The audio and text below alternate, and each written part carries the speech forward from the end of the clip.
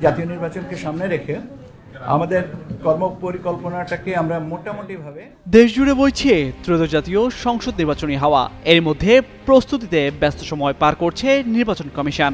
অন্যদিকে উত্তপ্ত দেশের রাজনীতির মাঠ।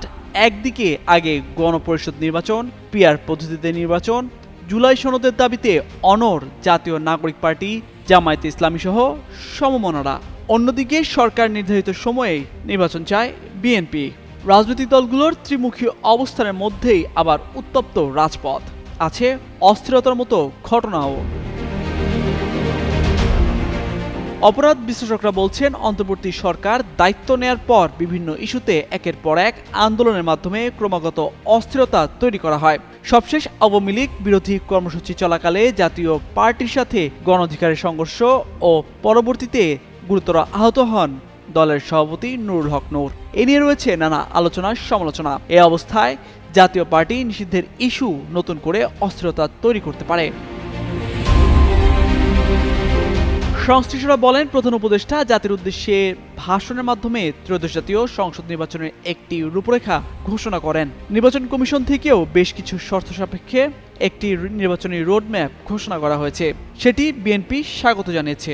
কিন্তু জামায়াতে ইসলামী, এনসিপি সহ কিছু দল জুলাই সনদ, সংস্কার ইস্যু সহ বিভিন্ন দাবিতে অনড়।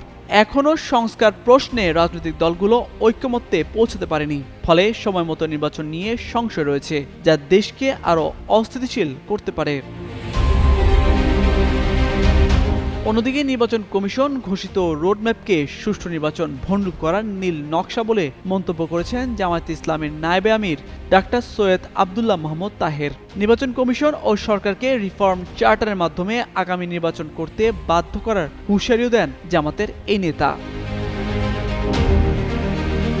এদিকে শনিবার জরুরি বৈঠকে বসে ঢাকা মহানগর পুলিশের ঊর্ধ্বতন কর্মকর্তারা।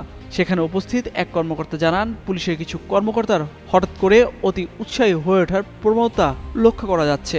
মাঠ পর্যায়ে এইসব কর্মকর্তার কর্মকাণ্ডে নীতি নির্ধারকরা বিব্রত হলেও পরিস্থিতি সামাল দিতে একরকম তাদের পক্ষে অবস্থান নিতে হচ্ছে বলেও জানান তিনি।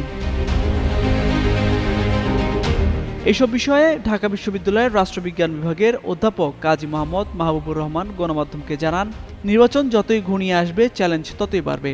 আইন শৃঙ্খলা রক্ষাকারী বাহিনীতে ধৈর্য ও প্রজ্ঞার সঙ্গে পরিস্থিতি নিয়ন্ত্রণ করতে হবে। দায়িত্বশীল কর্মকর্তাদের উচিত মাঠ পর্যায়ের এমন কোনো কাজ না করা যাতে পুলিশের বা সরকারের ভাবমূর্তি ক্ষুণ্ণ হতে পারে।